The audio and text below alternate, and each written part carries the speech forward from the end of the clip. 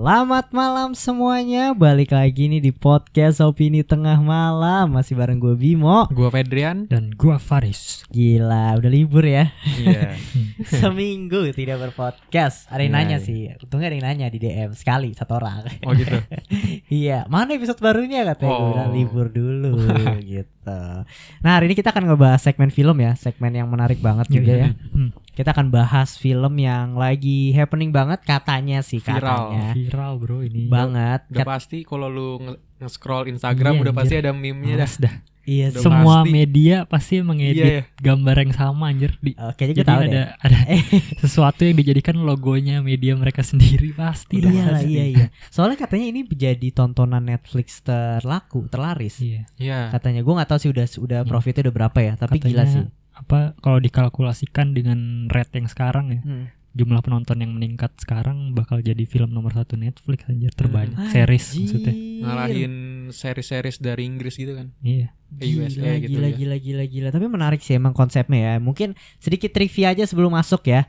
Ini adalah naskah yang udah selesai itu tahun 2009. Iya. Sebenarnya, tapi baru dieksekusi sekarang katanya. Yaitu kita akan ngebahas series Squid Game gitu. Dari Korea ya. Hanyo Ngarobun. Tapi gara-gara habis nonton itu jadi pasti kebayang-bayangnya apa? Isekia. Oke. Sering banget ya. Iya. Isekia. Apa sih artinya? Gak tahu kalau ditranslate sih brengsek gitu. Oh, kayak laputa gitu lah ya. Isekia pasti lu yang kotor-kotor doang. si preman ya. Preman. Oke lah, menarik. Kita akan discuss tentang gamenya. Gue akan ngasih tahu banyak banget faktanya tentang Squid Game. Gitu, kita akan bahas pemerannya juga, karakternya, dan kira-kira kalau di Indonesia gamenya akan kayak gimana gitu. Nanti gue akan bahas juga bareng Faris Ferdian. Kalau kayak gitu langsung aja pasang kacamata konspirasinya. Tetap open minded. Balik lagi di podcast Opini Tengah Malam.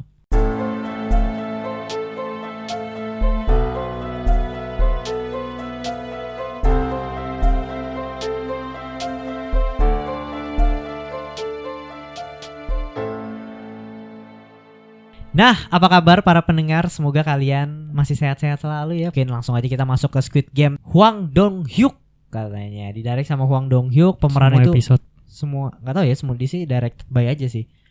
Gitu ya. Terus ada cast-nya itu ada si Heo Jung, ada Park Hae-soo, ada Wi Han-jon. Wah, banyak lah pokoknya intinya ya. Ini 9 episode ya. Gitu, dan jadi series yang bener-bener gila banget, dimana ceritanya itu menceritakan tentang banyak orang yang kelilit utang ya, banyak orang yang emang miskin gitu ya di Korea sana, dan akhirnya diajak main game gitu. Kalau seandainya lu bisa lewatin beberapa game, lu akan mendapatkan sejumlah uang, tapi konsekuensinya di setiap game itu pasti ada yang mati. Gamenya adalah permainan-permainan jadul asal Korea sana gitu, yaitu Squid Game salah satunya gitu. Ini menarik sih menurut gue, jadi salah satu series yang gue juga jarang nonton Korea, tapi gue nonton karena premisnya ya. Iya benar, menarik ya. Sih? Lu suka gak sih sebenarnya? Seru banget sih gue. Lu berapa hari? Gue sehari. Iya. Faris? Rekor sih gue. Lu rekor? Iya. Namatin series 1 hari tuh bagi gue rekor. Tapi cuma 9 episode sih ya. Mantap juga sih. Iya. Nggak begitu banyak gitu loh. Tapi menurut gue ya, ini ya mungkin langsung aja lah, kita sama-sama tahu, nanti kita akan spoiler juga ya. Gitu. Isunya mau ada season 2-nya. Kalau dari ending sih menurut gue udah pasti ada season 2 sih. Tapi gue enggak tahu ya. Gue ngerasa aduh, udah cukup. Nanti kita akan bahas ending. Pasti bakal bahas ini. Jujur dari gue pribadi, gue kurang suka aja sama endingnya. Gitu. Nanti kita akan bahas ya. Oke. Berarti kita akan bahas dulu nih. Ini ada beberapa fakta menarik sebenarnya. Squid Game itu terinspirasi dari manga, cuy. Jadi bukan, nggak tahu sih, katanya sih si penulisnya by the way ini original screenplay ya. Jadi benar-benar bukan adaptasi. Nah, ini yang bagusnya, ini yang pinternya, dan ini yang jeniusnya menurut gue. Karena kenapa? Karena original, dimana dia nggak ada referensi dari buku ya, maksudnya bukan adaptasi dari buku atau apa. Dia buat karakter itu sangat amat bagus, banyak banget karakter di sini yang menurut gua deep gitu. Ada orang India, Pakistan, yang kayak gitu-gitu loh. Sedangkan ini kan banyak 456 orang ya, walaupun nggak semua sih, tapi kebanyakan tuh di develop sama bagus banget karakternya. Padahal ini original. Nah, dia katanya tuh si penulisnya ini, dia tuh suka baca manga katanya, dan dia pengen nih buat cerita yang kayak gini kurang lebih, kayak ada game survival dan lain sebagainya. Mungkin bukan yang pertama ya, yang rada-rada mirip tuh ada Alice in Borderland katanya. Ya, gitu. Itu banyak sih yang mirip-miripin sama itu tuh katanya. Iya, Alice in si Alice Borderland. ini. Dari Jepang kan, Alice Yeah. kan gitu. Dan ada juga sama film apa God apa gitu, gue lupa, film Jepang gitu tadi. Dari Jepang Iya. juga ya. Ya dari Jepang Tapi juga. banyak yang bilang itu nggak mirip sih kalau sama yang itu. Lebih mirip ke Alice-nya aja. Oh iya. Sama-sama survival-nya gitu. Oh, mirip tuh katanya sama ini juga Escape Room apa Escape Place gitu, gue lupa. Itu juga gitu katanya. Ya intinya ini terinspirasi dari manga sih menurut gue nih, salah satu film original yang menarik banget, yang worthy to watch banget ya. Dan ini naskahnya tahun 2009 dan kenapa dia nggak bisa merealisasikannya saat itu? Dia bilang sih katanya di tahun segitu tuh ide-ide cerita kayak gini tuh masih terlalu liar dan kayaknya belum bisa diterima sama masyarakat. Gitu. Tapi lu setuju gak? 2009. Mungkin di Koreanya kali Bim. Karena kalau setahu gua tuh industrinya. ya ada sampai adegan seksnya kan. Terus banyak adegan yang darah, tembak-tembakan, mungkin terlalu berat kali buat Korea. Iya sih. Atau mungkin juga industri film Korea di sana masih sangat berkembang juga kali ya. Iya sih. Iya kan? benar sih. Karena salah satu yang gua tahu tuh di drakor aja kalau ciuman itu cuma dibatasin cuma boleh berapa detik setahu gua. Anjir, cepet-cepet aja. Iya, nggak boleh lama-lama gitu. Nanti kenapa gitu? Iya benar sih. Bener sih, industrinya sih kalau menurut gua. Sekarang kan udah berkembang pesat banget anjir. Korea tuh udah apa ya? Dikasih duitnya udah banyak lah. Iya benar-benar. Iya. Setuju Jadi sih mungkin emang lebih possible sekarang sih dengan efeknya juga kan. gua. Oh iya benar sih, setuju. Dan Karena kan karakternya banyak juga kan. Sama orang-orang yang ikut diproduksinya banyak tuh. Mungkin budgetnya emang harus gede sih. ini gede sih, production value-nya gila sih menurut gua. Gitu. Jadi dia ada salah satu game ya, mungkin kita akan bahas langsung kupas aja gamenya gitu. Salah satunya game yang dia jalan di cermin ya. Tahu nggak? Cermin tuh yang di cermin lompat-lompat. Jadi sutradaranya itu membuat treatment soal bener-bener tuh pesertanya itu akan dibuat ketakutan beneran. Karena kenapa? Karena jarak antara ketinggiannya itu 1,5 meter. Jadi orang yang ngelewatin itu bener-bener orang yang dia takut juga sama ketinggian gitu loh. Jadi dia mencoba biar pemain-pemainnya itu bener-bener bisa ngerasain apa atmosfernya saat main itu di dalam ketinggian itu gitu.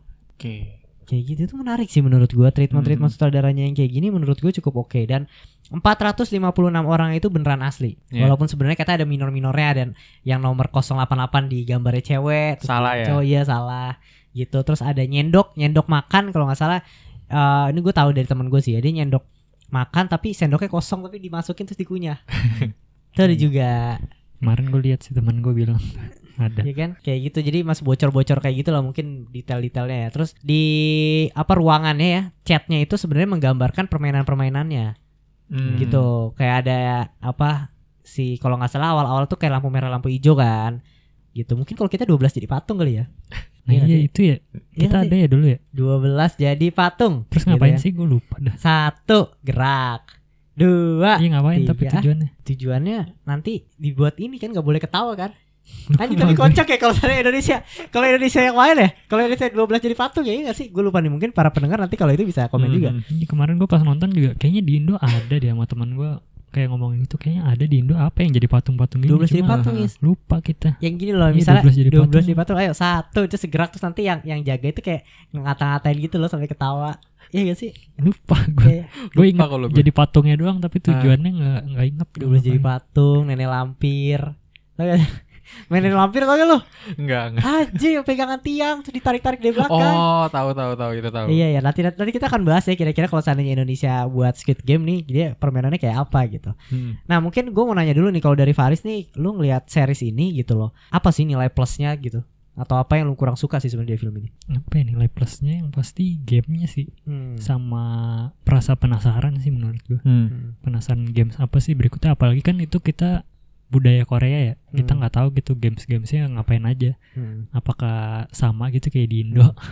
Terus juga kayak penasaran gitu siapa yang bakal mati, siapa yang bakal survive. Yes.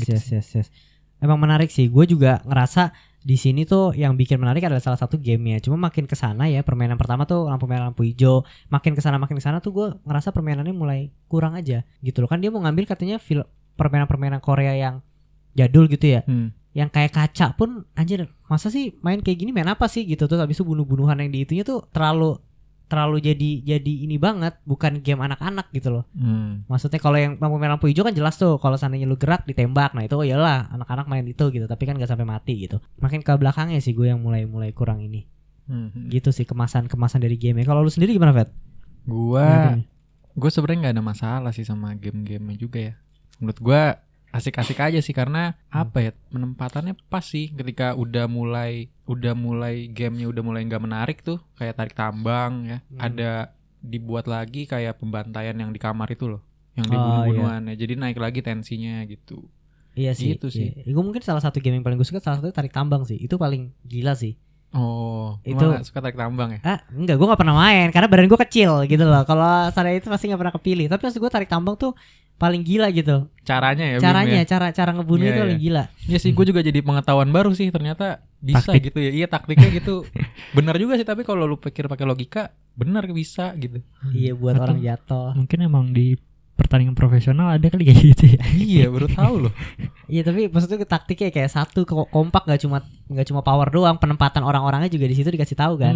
Fix nanti 17 Agustus berikutnya diterapkan aja. Kayaknya jadi kompetitif udah nih. Tarik tambang Indonesia setelah nonton Squid Game kayaknya. Jadi pada kayang semua ntar. Iya.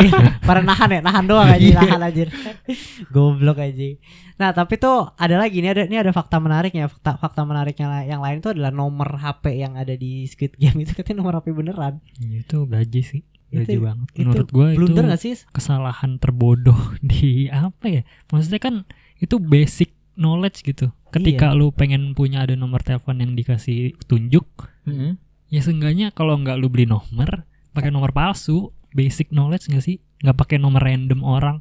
Dan dia nggak coba ngecek gitu. Ini nomor ada yang punya nggak nih orang di telepon? Maksudnya itu beneran. Iya, jadi misalkan gitu, nomor di Squid Game pas ditelepon nyambungi ke lu anjir, Fred. Nomor lu ternyata dipakai. Oh, ada orang yang nyoba gitu. Dan orangnya katanya tiap hari bisa dapat sampai 4.000 telepon. Anjir, baru tahu gue. Kocak ya. Gila ya. 4.000 telepon katanya. Nanya gimana cara masuk Squid Game gitu. Gila, kocak aja. Tapi itu dia minta pertangajawaban juga sih katanya dari katanya pihak dituntut katanya. Dituntut. Terus dapat kompensasi katanya sih. Oh, dapat akhirnya. Katanya dapat. Dan nomornya itu mau dibeli sama si, gue lupa ya, kayak ibaratnya di Korea tuh lagi ada politik gitu ya. Pencalonan gitu lah, misalnya DPR atau apa. Nah, dia tuh pengen beli nomornya si ini, orangnya ini. Oh, gak tahu buat apaan ya. Tapi aneh sih, itu aneh dia banget. Mungkin minta duitnya, saya mau 45 miliar won sih. Sama kayak hadiahnya Squid Game. Anjir, tapi bisa gitu. Bodoh iya banget itu salah satu blunder terparah juga sih. Dan nomor rekeningnya pun katanya asli, nomor rekeningnya si jadi itu. transfer gitu. Enggak, tapi emang nomor orang gitu, kayak dia minjem gitu. Nah, itu dua hal yang akhirnya jadi kontroversi, itu dua itu, nomor sama nomor rekeningnya. Itu nomor rekening asli gitu. Gaji sih itu. Itu salah satu kebocoran yang itu fatal sih sebenarnya, kecil tapi fatal menurut gua. Gue nggak masuk di akal gue aja gitu. Filmmaker udah berpengalaman lah pastilah kayak gitu kan. Udah sering bikin film Korea. Maksudnya seamatir filmmaker pasti menurut gue pasti ya kayaknya kepikiran pasti mikir ke sana gitu. Nih nomor punya orang nggak nih? Ntar jangan ditelepon gitu. Iya, jadi kayak penipuan. Jadi penipuan anjir gitu. Dan fakta lagi ya, si Seo Byok ini yang si cewek aktor si ceweknya itu followersnya naik 21 kali lipat. Sekarang 8 juta. Gila lah bro. Iya. Dari 400.000. Tapi emang dia menonjol sih di situ.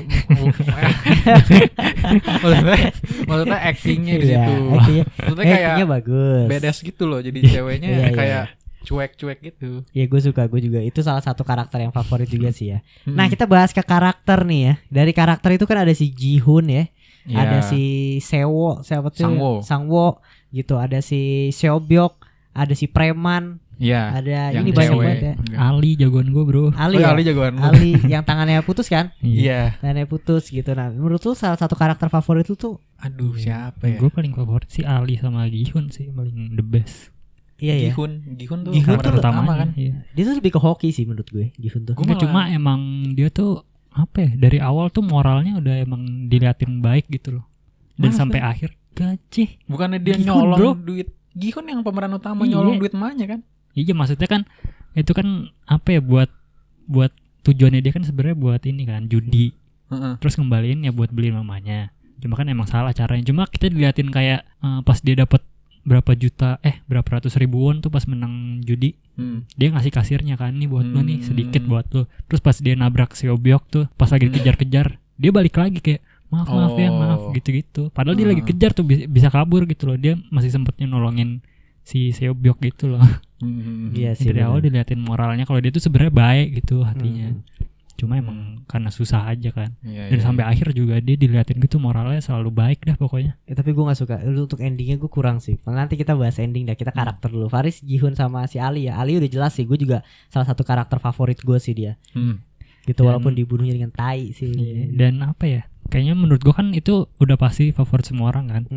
Jadi ini sih kayak sedikit udah tahu gitulah nasibnya bakal kayak gimana. Iya. Karakter kayak gini tuh pasti bakal diapain udah ketahuan gitu.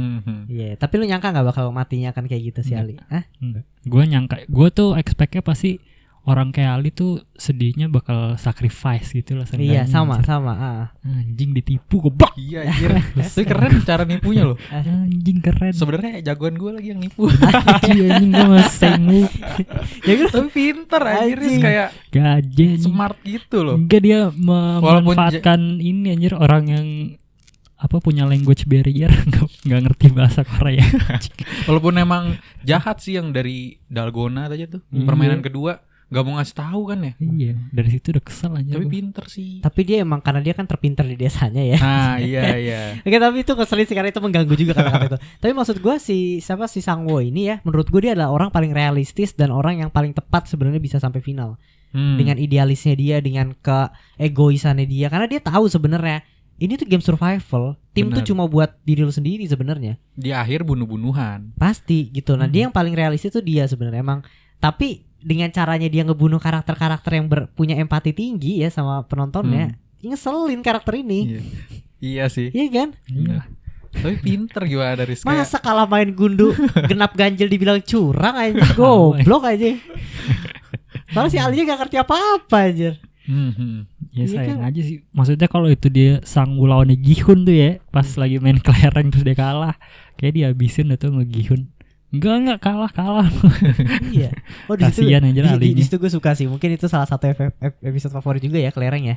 Di situ yang dimana si Gi-hoon mengkhianati kakek-kakeknya tuh, anjir itu gila sih. Itu meaningful banget sih menurut gue. Gimana dia sebenarnya itu jiwa moralnya dia tuh baik, dia tuh nggak tega, tapi di sisi lain dia nggak mau mati gitu loh. Moral itu dilema ya. Dilema banget di situ kan. Dan kakeknya pas nyadar pun itu buat gue jelek banget gitu. Gitu sih. Kalau gue karakter favorit gue si kakek sebenarnya. Masih kakek dari awal. Karena gue ngerasa nih pasti ada something nih sama si kakek ini. Gue terakhirnya benci malah.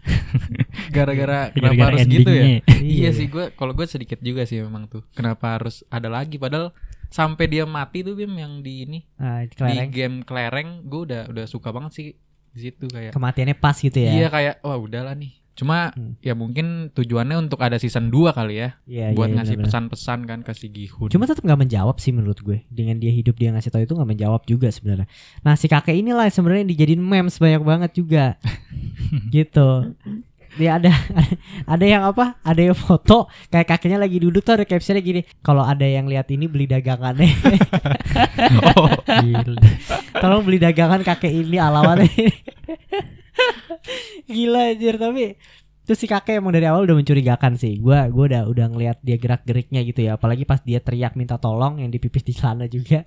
Ketakutan itu diberhentiin itu gue ini sih. Gitu. Itu terlepas dari karakter si kakek ya. Kita karakter Ali oke lah. Kuat juga yang dari dia. Yang gue suka adalah mereka tuh punya background masing-masing yang dimana si Ali punya keluarga, Sang-woo punya keluarga, punya tujuan masing-masing. Dia mau bertahan hidup gitu. Siapa yang harus mati gitu. Itu yang gue suka sih sebenarnya di film ini tuh kuat di situnya gitu. Oke, sekarang gue mau nanya tentang si detektif yang mencari kakaknya. Itu menurut lo diperlukan gak sih sebenarnya untuk di Squid Game ini? Karena menurut gue sebenarnya itu ada dua cerita yang berbeda aja sih. Sebenarnya seru sih. Sebenarnya menurut gue itu kalau dia sebenarnya seru sih. Jadi nggak cuma di sisi gamenya doang gitu yang kita gali gitu. Jadi ada sisi di behind the curtain-nya juga. Jadi siapa sih si frontman ini gitu-gitu juga. Sebenarnya seru sih. Ya untuk nyari tahu sih ya. Cuma akhirnya nggak ngefek juga. Maksudnya polisi nggak ada yang datang juga ke sana. Harusnya sih ada ya. Karena kan udah dikirim kan di line tuh. Iya. Kayak sih nanti season 2 sih. Iya, yang gue penasaran sih si Junho-nya nih hidup atau enggak anjir. Hidup Riz kayaknya tembaknya di sini di apa? Gue juga mikirnya hidup sih karena kan nggak ada konfirmasi shot dia mati. Iya dan kakaknya sendiri juga maksudnya itu dia maksud gue kalau seandainya dia mati tuh kayak berasa sia-sia banget gitu loh, seorang kakak dengan segampangnya tanpa penjelasan main nembak gitu. Itu sih itu jadi mengganjal aja buat gue. Oke nih kita udah mulai masuk ke segmen-segmen mau bahas ending ya, explanation nih ya. Meskipun gitu ketebak juga sih sebenarnya kalau gue sih. Si Apa? frontman itu abangnya. Ya makin kesini kan, makin kesini gue makin ketebak. Kalau Gua gue kayaknya- nebaknya itu Riz, si yang ganteng tuh siapa? Si Tren Tebusan. Iya. Oh bukan. Kalau kita itu besar kayak itu cuma ini doang deh, cuma Cameo. Biar naikin ya. cameo doang dia. Ya gue nebaknya emang dari apa ya, pas ketika momen apa ya. Pokoknya pas dia nemu si kartu nama Inhonya ternyata salah satu pemenangnya. Gue kayak jangan-jangan dia nih. Soalnya kan apa ya, udah berjalan terus tuh plotnya. Cuma nggak ketemu kesimpulannya si Inho kemana. Jadi kemana lagi gitu selain jadi frontman. Padahal ini menang menurut ya? gue. Iya. Oh dia menang ya? Menang dia. Oh, dia juga 2015. menang. Oh dia anjir. Seriusan gue skip nih. Ya dia pemenang tahun Menang. 2015. Gue lebih setuju kalau seandainya ada season 2-nya prequel deh. Kayaknya deh. Si frontman Oh yang sebelumnya. ini. Iya. Seru Ya, juga tapi tuh. gamenya sama bro. Dibedain mungkin gamenya. Ya mungkin ya gue gak tahu karena gue lebih suka itu. Kalau ya oke kita bahas yang ending ya. Ending dimana si Gi-hunnya kenapa gue kurang suka karena Rambutnya jadi merah. itu pertama. itu Pesulap pertama. merah. Anjing. Iya. Iya pesulap merah anjing ngakak aja.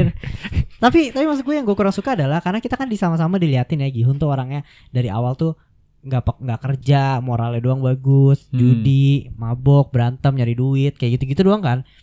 Dimana dia nggak bisa ngasih apa-apa untuk anaknya, untuk mau dapetin anaknya, ibunya sakit-sakitan. Di endingnya, ketika dia tujuannya ikut game itu adalah untuk merubah nasibnya dia lah, ya kan. Ketika dia ikut gamenya, ketika dia keluar gitu loh, dia tuh nggak bisa ngasih apa-apa juga untuk siapapun. Ibunya meninggal, ya kan. Terus dia juga oke lah kalau saya dia terbang ke Amerika, mungkin menurut gue itu adalah jadi sisi positif karena dia sacrifice-nya dia ikut game itu, mati-matiannya dia berusaha bertahan hidup, akhirnya dia bisa ketemu sama anaknya gitu. Tapi di sisi yang keputusan terakhirnya adalah di mana dia udah selesai ikut game, udah dapat duitnya, dia tetap nggak bisa ngebantu siapa-siapa. Dia mau ke Amerika, akhirnya dia malah mau balik ke gamenya lagi. Itu sih yang jadinya menurut gue karakternya conclusionnya di mana dia berguna untuk orang lain, gimana dia mau nebus dosa-dosanya dia. Tujuan awalnya itu udah buyar semua, hilang semua. Ya menurut gue tujuannya berubah sih. Yang tadinya buat ibunya doang nih sama anaknya, tapi berubah ketika ketemu Sebyok.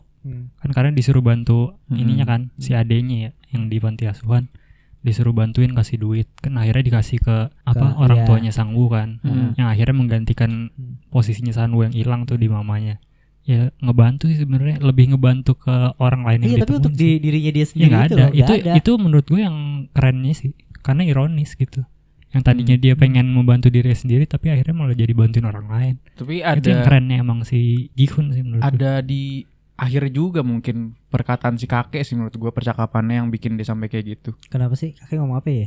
Ya pokoknya ngejelasin lah yang dia taruhan gitu loh, ada homeless Yang dan dia dibilang bakal dibantuin apa orang-orang tuh udah nggak ini ya. Iya, tapi dia udah bertaruh apatis kan gitu loh. kalau bakal ada yang ini. Mungkin menurut gue gara-gara itu juga sih dia mikir buat ngebantu orang lain. Iya, tapi itu sih itu kalau dari gue sih itu walau terlepas dari rambut yang merah kurang ya. Rambut merah kenapa sih? Kurang aja. Apa filosofinya? Kayaknya ada simbolisnya deh, cuma belum dapet anjing gue. Ngakak sih gue kayak dia jadi merah anjir. Kurang masalahnya. Si preman loh, karakternya menarik loh maksud gue. Perlu karakter-karakter kayak dia gitu loh, karakter-karakter dominan yang jahat gitu lah, yang bisa ngatur semuanya. Ya berkuasa lah intinya. Apalagi yang di game yang kaca kan tuh, yang dia nggak mau jalan, malah ngadep belakang kayak yang mau maju. Tuh gue suka sih sama karakternya dikit ya. Iya. Cocok kan tuh. Sama yang mamanya juga ya. Iya. Akhirnya dia membuat kita senang anjing. Iya. Sebelumnya gue setiap dia nongol anjing kesel udah bacot banget. Ya gue juga itu mengganggu lah ibaratnya mamanya. Tapi kalau nggak salah tuh si karakternya si preman itu mungkin sedikit faktanya dia tuh tahun 2015 pernah bilang ke media dia tuh nggak mau acting adegan seks atau kayak gitu karena dia bilang gue mau nyari duit yang halal aja lah, gue menghargai perasaan istri gue gitu. Tapi dia melakukan adegan itu di Squid Game ya gitu. Mungkin bayarannya lebih besar, gila kita kira ya gitu kan. Iya. Oke lah untuk Squid Game ini mungkin itu ya. Iya bagus sih. Bagus ya. Gue juga suka sama logiknya deh sebenarnya di apa ya, maksudnya sangat masuk akal lah. Kayak misalnya gue nonton nih, kadang gue mikir nih harusnya kayak gini nih, bener dilakuin sama karakternya gitu. Iya. Kerennya sih kayak contohnya kayak kan awal di bius tuh, gue kayak mikir kalau gue jadi dia sih gue tutup gue tahan napas nih pas masuk. Karena bener udah tahu sih. ya. Iya, karena gue pengen lihat lewat mana. Bener sih si Seobyoknya ternyata apa tahan napas gitu sih, keren sih. Iya, Logiknya kayak ada logik kayak kita lah, kayak pengen keponya, survive-nya itu relate banget gitu. Kalau kita ada di game itu kita bakal kayak gitu sih. Itu kerennya. Iya, maksudnya jadi kita nggak ada keluar analogi yang kayak ya kan cuma film ya. Jadi kayak gitu. Jadi kayak dia tuh gitu kadang kan film atau series kan kayak rela gitu mengorbankan logik buat ke plot yang mereka mau gitu, biar plotnya seru gitu. Tapi ini enggak gitu, seru aja gitu.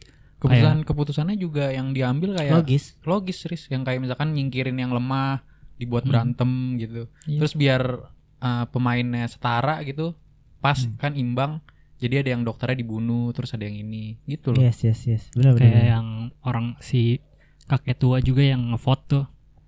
Kita kira kan pasti nih pasti tumor, dia pasti bakal lanjut nih anjing, ternyata enggak kan. Itu apa ya yang enggak kita tebak gitu, tapi jadi bikin seru gitu juga sih. Yes, benar. Sama apalagi tadi gue pengen ngomong, yang endingnya lu nebak nggak tadi? Ending si kakek enggak sih. Gue nebak. Gue nebak ketika pas dia udah ada orang yang mau ketemu lu dan tiduran tuh gue udah pasti kakek.